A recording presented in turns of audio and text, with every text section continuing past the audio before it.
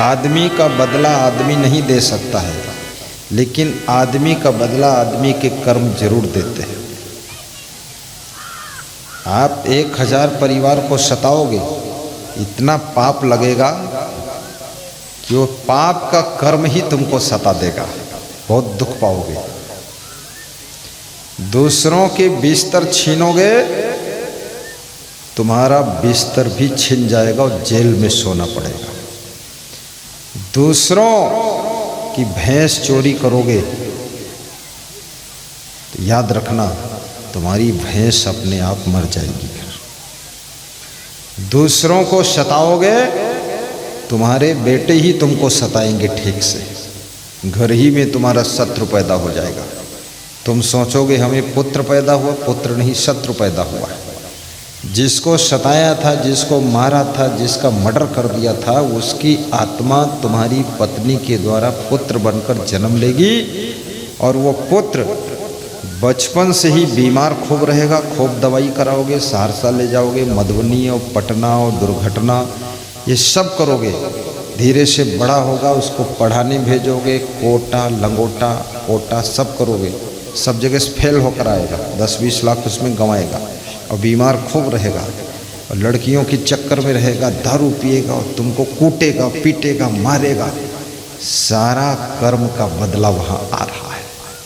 इसलिए किसी आत्मा को सताना तो समझ लो खुद को सताने के लिए तुम तैयारी कर रहे हो, सताना नहीं चाहिए।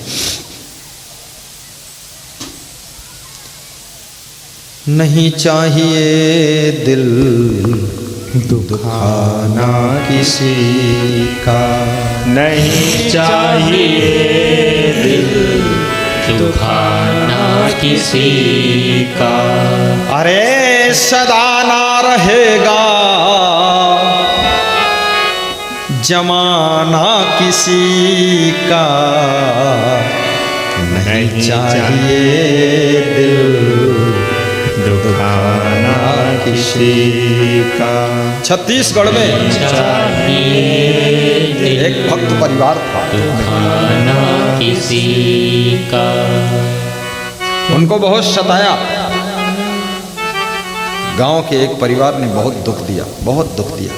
पुलिस वालों को रिश्वत दे करके पिटवाया, बहुत मारे गए।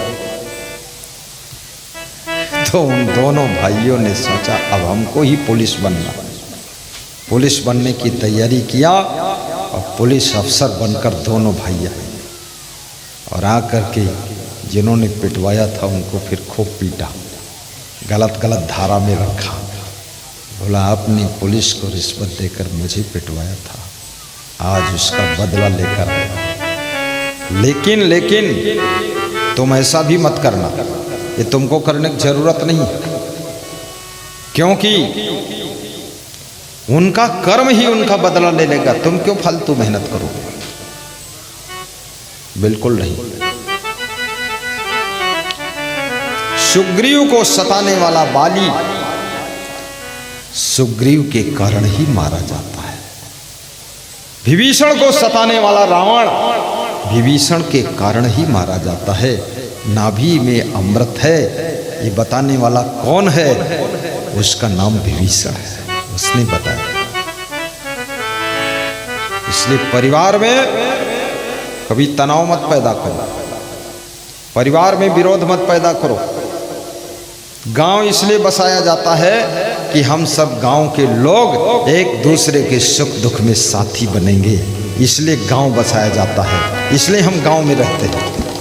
गांव इसलिए नहीं बसा है कि हम एक दूसरे को दुखी करते रहेंगे, एक दूसरे को सताते रहेंगे, एक दूसरे को पछाड़ते रहेंगे।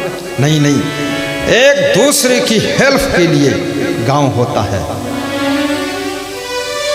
ईर्ष्या द्वेष से ऊपर उठो, राग द्वेष से ऊपर उठो,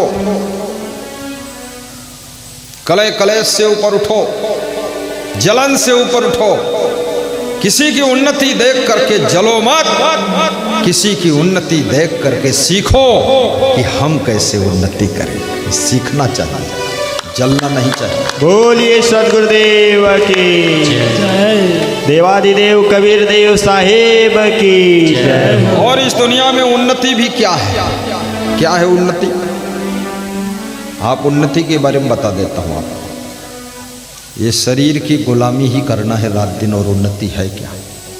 सवेरे उठता है आदमी, मुंह धोता है, दातुन करता है, आँखें धोता है, लेटरिन जाता है, मंजन करता है, और फिर स्नान करता है, कपड़ा पहनता है। ये शरीर का ही तो काम हो रहा ना।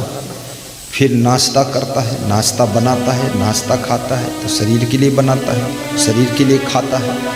उसके बाद गाड़ी में बैठता है, दुकान पर जाता है, शरीर की व्यवस्था के लिए दुकान चलाता है। गाड़ी इसलिए लिया है ताकि कुछ बिजनेस करूं तो पैसा आए, पैसा आए तो कपड़ा खरीद कर शरीर को पहनाता है।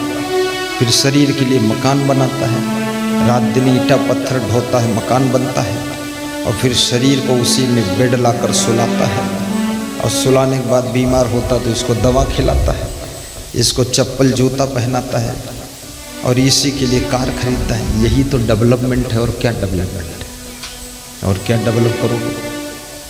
रोटी धोती की व्यवस्था में ही जिंदगी की शाम हो जाती है। मैं तो यही देख रहा हूँ, मुझको तो ये संसार में पुनः जन्म लेने की इच्छा नहीं है। खाम खा का बवाल है। रोज़ सवेरे उठो, पानी पियो, फिर लेटरिन जाओ, फिर मंजन करो, फिर नाश्ता करो, फिर योगा करो, और फिर इधर उधर फालतू तिकड़मबाजी। इससे अच्छा है मोक्ष हो जाए तो ज़्यादा अच्छा है। इसलिए तुमको भी बता देता हूँ, इस तिकड़म से छुटकारा तभी मिलेगा जब मोक्ष होगा। और मोक्ष कैसे मिलेगा बता देते हैं। अब इसमें बहुत लोग मोक्ष चाहते ही नहीं, तो बताने से फायदा भी क्या? पूछ लो लोगों से, कितने लोग मोक्ष चाहते हैं? 5-6 लोग, 10 लोग हाथ उठाई नहीं। तो ये वही लोग हैं जो बहुत हैरान हुए। बाकी लोग अभी मोक्ष नहीं चाहते हैं, अभी अपनी पहलवानी आजमाना चाहते हैं दुनिया की। हमों को दिखाई दे भाई दूसरे दिखवैया हैं। जिनका दिखवैया है वो दिखैया नहीं है, वो खुद ही दिखवैया है तुमका, और तुम उनका दिखवैया हो गया। हम दिखाए का मानी जरूर, वही कहा थे हम दिखबै नहीं करीब, हम खुद ही तुमका दिखाई देवे। तो सब एक दूसरे के दिखावे में हैरान है, मोक्ष ही नहीं चाहते। मोक्ष कौन चाहता है? इच्छा नहीं।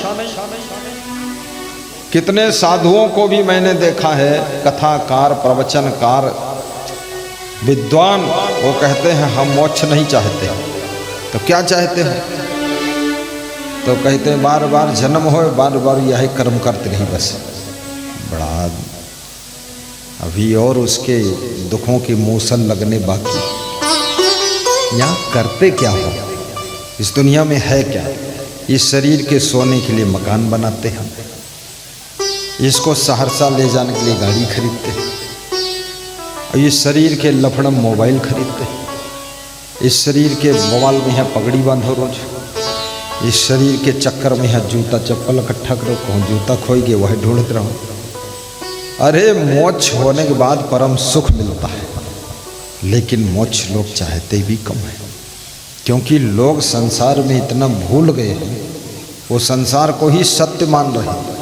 अरे ये मोक्ष होछ तो बाधिक मिल जाई, लेकिन इतने की पत्नी कहाँ मिली, इतने का पति कहाँ मिली, अरे इतने के भोले भाले सलोने लड़का कहाँ मिली हैं, अरे इतनी हमरे बहू और पुतोहू, और उसमें से 2-4 पोता हो, और फिर अब हम मोक्ष चाहूँ। हम अभी मोक्ष नहीं चाहिए, हम पोतन के शादी देख ली, अपन शादी करीन देखिन हुमा नहीं छके, अब पोतन के शादी बद बैठे चश्मा लगाए देखत है पोतक से। बड़ा मुंह मूढ़ता अज्ञानता सब